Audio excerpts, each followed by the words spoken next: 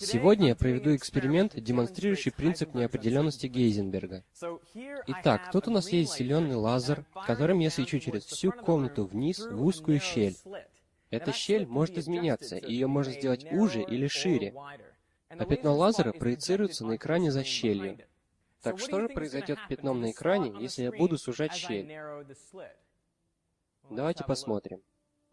Вы видите именно то, что и ожидали. Пятно становится все уже и уже, стороны отрезаются щелью. Да, это логично.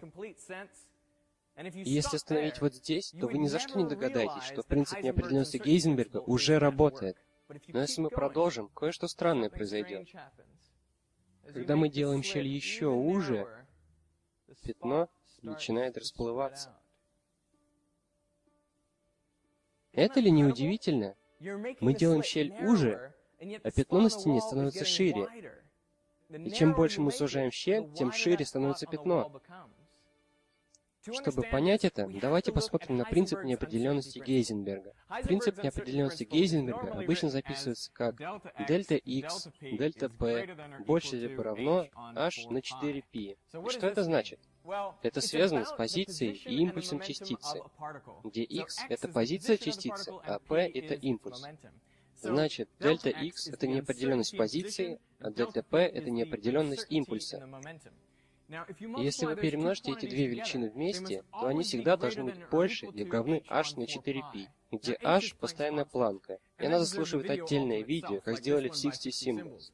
Но для наших вычислений это просто очень маленькое число. В обычной жизни мы не встречаемся с этой неопределенностью, потому что все намного-много больше, чем h.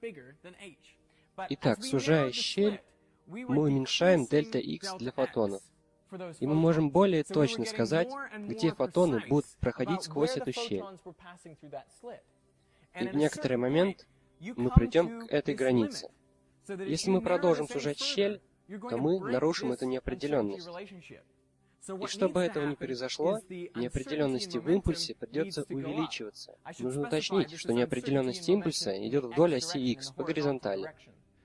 То есть, если раньше фотоны шли прямо, то теперь они должны поворачивать влево и вправо, чтобы мы не нарушили принцип неопределенности Гейзенберга.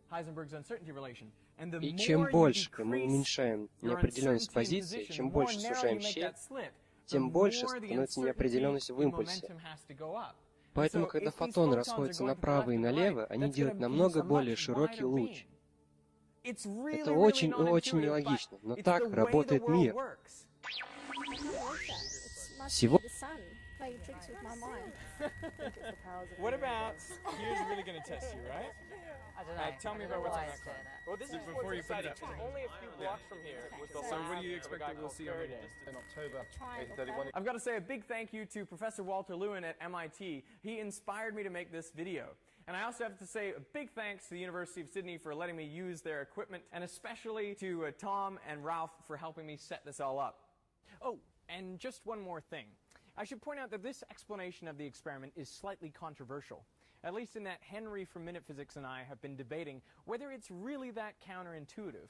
I mean, if you see light as a wave, then all light is doing here is diffracting. That's the phenomenon where if a wave passes through a slit, it bends at the corners and radiates out in all directions, and that explains the spreading of the beam. But that goes to the very nature of light. Is it made of waves or particles? That's something that I would like to explore in the coming weeks, so stay tuned for that. But Henry has an excellent video about Heisenberg's uncertainty principle, which I think makes it more intuitive and less spooky. So if you want to check that out, click on the annotation. It's a really good video.